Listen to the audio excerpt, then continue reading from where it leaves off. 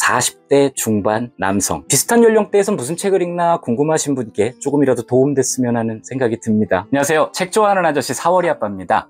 오늘은 제가 최근 2달간 읽은 책을 이만큼이나 들고 왔습니다. 원래는 제가 이달에 읽은 책이라는 코너를 매월 업로드 했었는데요, 5월, 6월 빼먹었죠. 지난 5월에 제 두 번째 책인 고독한 이기주의자는 행복하다가 출간이 되면서 채널 관리에 소홀했습니다. 그럼에도 틈틈이 책은 읽었습니다. 이번 영상에서는 짤막하게 여러 권 소개할게요. 가장 먼저 너무나도 유명한 작가 히가시노 게이고의 신작 농나무의 여신입니다. 이 작품은 단독 리뷰 영상을 통해서 전작인 농나무의 파수꾼부터 이어지는 세계관을 소개시켜드렸죠. 두꺼워서 또는 전작이 있어서 읽기를 망설이시는 분이라면 여기 카드통에서 가이드 받아보시면 좋겠습니다. 히가시노 게이고 하면은 떠올리게 되는 짜릿한 추리, 서스펜스 이런 분위기가 아니라 나미야 잡화점의 기적, 여기에서 느껴졌던 차분한 감성을 느끼실 수 있을 작품이에요. 재밌었어요. 이어서 소개해드릴 작품은 탄수화물과 헤어질 결심입니다. 제가 이제 건강에 조금 더 신경을 써야 할 나이가 되기도 했고, 외부 활동을 하면서 사람들을 만날 일이 많다 보니까 다이어트에도 관심을 두게 됐는데요. 저탄고지, 키토제닉, 카니보 이런 탄수화물을 제한하는 방식의 다이어트가 최근에 주목받고 있죠. 게다가 제가 딱 1년 전에 직접 그 방법을 사용해서 다이어트를 성공했어요. 딱 2달 만에 18kg를 뺐습니다. 옆에 사진 보이시죠? 이쪽에다 놓을까? 그런데 어떡하죠? 2달간의 다이어트 결과에 만족을 하면서 슬슬 긴장을 풀었더니만 다시 찌고 있어요. 물론 급격한 요요를 겪으면서 부작용이 생긴 건 아니고요. 1년 가까이 운동도 안 하고 먹기만 했더니 이렇게 된 거예요. 당시에 여기 있는 인터뷰 영상을 촬영하면서 카니보어 다이어트라는 걸 배워서 시작했던 건데요. 인터뷰의 주제 도서로 등장했던 작품이 애킨스 다이어트 혁명이라는 책이었습니다. 책이 어디 갔는지 모르겠어요. 그 책을 출간한 출판사, 세이버스 출판사 대표님께서 올해 봄에 연락을 주셨어요. 일단 효과를 봤으니까 믿고 읽기로 했죠. 이 책은 일본의 병원 이사장이자 저탄수화물 식단 전문가인 에베 코지라는 분이 집필한 책을 번역 출간한 건데요. 같은 문화권인 일본에서 만들어진 책답게 등장하고 있는 식재료나 음식에 대한 이질감이 좀 덜하다, 이런 장점이 있어서 쉽게 읽었습니다. 그래서 이번 7월부터 다시 다이어트 시작했어요. 다음으로 소개해드릴 작품은 시간을 팝니다. 티마켓이라는 소설입니다. 굉장히 얇죠. 이 책은 이렇게 얇게 구성된 것마저도 모두 계산이 된 치밀한 책입니다. 독자가 읽는데 소비하는 시간까지도 아껴주겠다, 이런 목적을 가진 건데요. 그래서 실제로 본문을 펼치면 등장인물 이름부터 설명에 필요한 용어, 명칭, 호칭 이런 거 전부 다 약자로 줄여서 설명을 했습니다. 예를 들면 보통 남자라고 표현하는 주인공을 띠포 코리엔테라고 쓰는 것이 아니라 TC 이렇게 줄여서 표기를 합니다. 그의 첫째 자녀는 TC-1, 둘째는 TC-2 이런 식이에요. 그래서 읽기 초반에는 좀 띵합니다.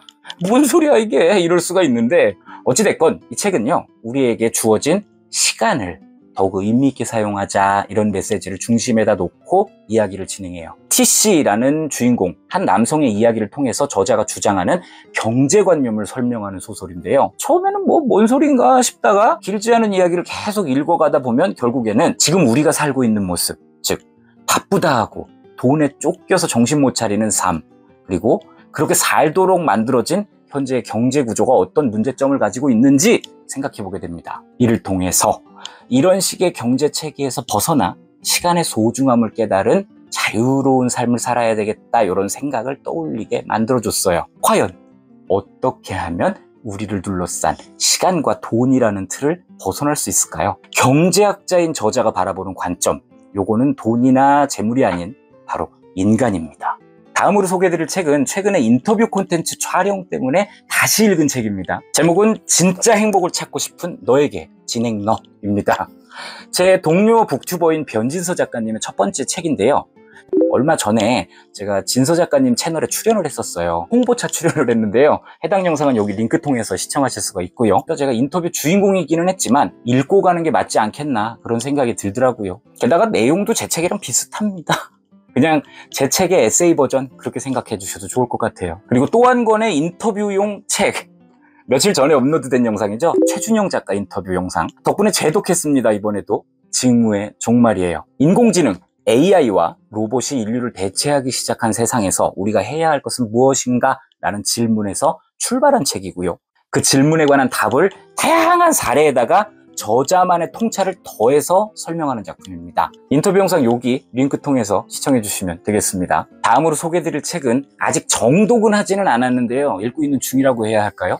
조만간 천천히 정독을 해볼 예정입니다. 정말 꼭 그러고 싶은 욕심이 생기는 책이랄까요? 무려 영국의 철학자 존 스튜어트 밀의 자유론, 요거를 새롭게 갈아엎어서 번역한 자유론 새번역입니다. 새번역, 요 말을 꼭 넣어줬으면 좋겠어요. 번역가, 편집자의 생각이 굉장히 많이 들어가 있거든요. 제가 올 봄에 단독 영상으로 소개해드린 적이 있었던 니힐리스트로 사는 법, 요 책을 출간한 이소노미야 출판사의 새 작품입니다. 저는 이 출판사 편집 스타일이 마음에 듭니다. 판형도 그렇고 철학을 다룬다는 것도 그렇고 특히나 보편적이다라고 얘기하는 이건 이렇다라는 식의 해석이 아니라 역자에 깊이 있는 해석이 들어가져 있다는 것, 요게 특히 마음에 들거든요. 이번에 새롭게 번역한 자유론 같은 경우에는 제가 학창시절에 이미 읽었던 책입니다. 재미를 찾다가 더럽게 재미없어서 책을 집어 던져버리기도 했는데요. 이번 기회에 다시 읽을 겁니다. 조만간은 단독 리뷰 영상으로 소개해드릴 가능성이 있으니까요. 기대 부탁드리고요. 안 할 수도 있어요. 긴 얘기는 이어서 나누시죠. 다음 작품은 예민해서 더 빛나는 너에게입니다. 출간된 지 한 달도 안 된 신간이고요. 저자는 성윤아 작가입니다. 저랑 개인적으로 아는 사이예요. 출간이 되자마자 연락을 주셨는데요. 이렇게 사인까지 해서요. 같이 지내면서 뭐 큼지막한 행사도 같이 해봤고 꾸준히 모임을 통해서 만남을 이어가는 사이거든요. 정말 착한 사람이에요. 그래서일까요? 착한 사람, 이런 말을 듣는 사람은 나름 내면의 고충이 크죠. 차라리 나쁜 놈 소리 듣는 사람이 내면의 스트레스는 덜 할 수도 있겠다, 이렇게까지 생각하는데요. 이 책에는 그런 이야기들이 쓰여 있습니다. 제목에서부터 매우 직관적으로 드러나고 있죠. 예민해서 그래요. 선물 받은 덕분에 정말 즐겁게 읽은 책이고요. 섬세한 감정을 지닌 분이라면 이 혼란스럽고 복잡한 세상 속에서 스트레스 받느라 힘들어하는 분이라면 이 책 읽어보시길 추천하겠습니다. 어렵다라는 단어하고는 거리가 너무 멀어요. 그냥 편안하게 술술 읽히는 책이고 처음부터 끝까지 공감, 요 단어가 지배하고 있는 책입니다. 이어지는 작품은 국내 소설입니다. 오, 웬일이야? 제가 국내 소설을 읽었어요.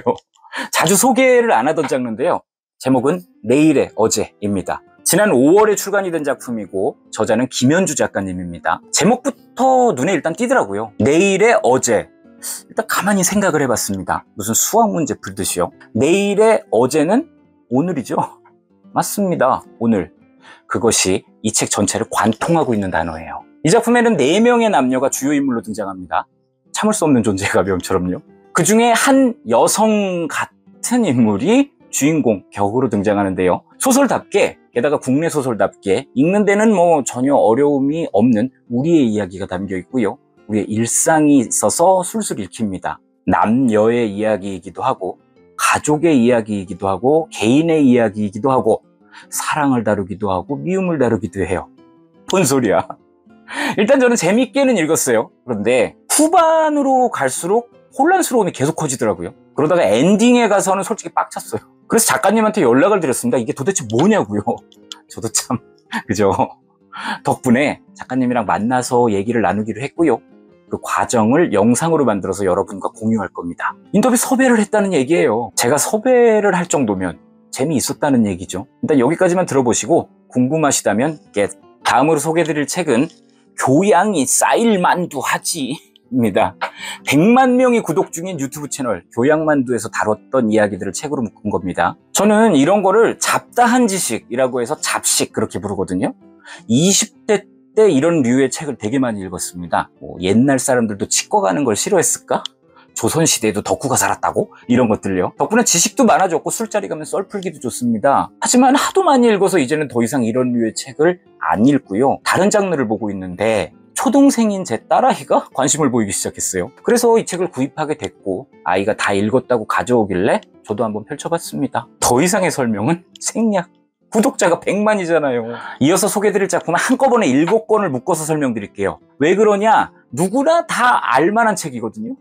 제목만 아는 분들이 더 많을 것 같긴 한데요. 요즘에 제가 강연 많이 다니는 거 알고 계시죠? 지난 6월달 한 달 동안만 해도 8군데의 강연을 다녔고 200여 명이 넘는 청중을 만나서 이야기 나눴습니다. 그 강연의 소재가 대부분 고전문학입니다. 대부분이 아니라 다죠. 저는 뭐 고전 외에도 책이나 글쓰기 관련해서는 여러 가지 썰을 풀 줄 아는 사람인데요. 섭외를 받아보면 다 고전이더라고요.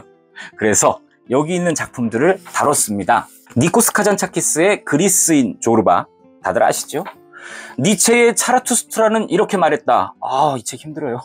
해밍웨이의 노인과 바다, 헤르만 헤세의 데미안, 그리고 시다르타, 메리 셸리의 프랑켄슈타인. 요게 시다르타만 빼고 전부 다 단독 리뷰 영상으로 제 채널에 업로드 돼 있으니까요. 시간 되실 때 시청해 주시면 좋겠어요. 아울러서 제가 출간한 고독한 이기주의자는 행복하다, 그리고 고전의 고전을 통해서 이 작품들에 대한 저만의 지극히 주관적인 해석도 들어보실 수 있으니까요. 많이 좀 사주세요. 하나 빼먹을 뻔했다. 하퍼리의 앵무새 주기기도 있어요.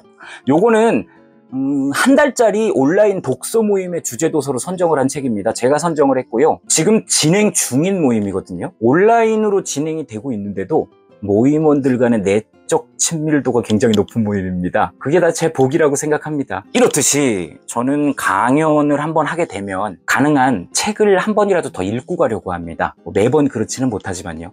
그래야만 일부러 시간 내서 찾아주신 청중분들에게 조금이라도 더 유용한 지식을 나눠드릴 수 있을 것이다, 그렇게 생각해요. 네, 여기까지가 지난 2개월간 읽은 책입니다. 이렇게 밀린 숙제 다 했고요. 저는 이제 평소대로 돌아가서 다양한 콘텐츠로 여러분 또 찾아뵙겠습니다. 지금까지 책 좋아하는 아저씨 4월이 아빠였습니다. 감사합니다.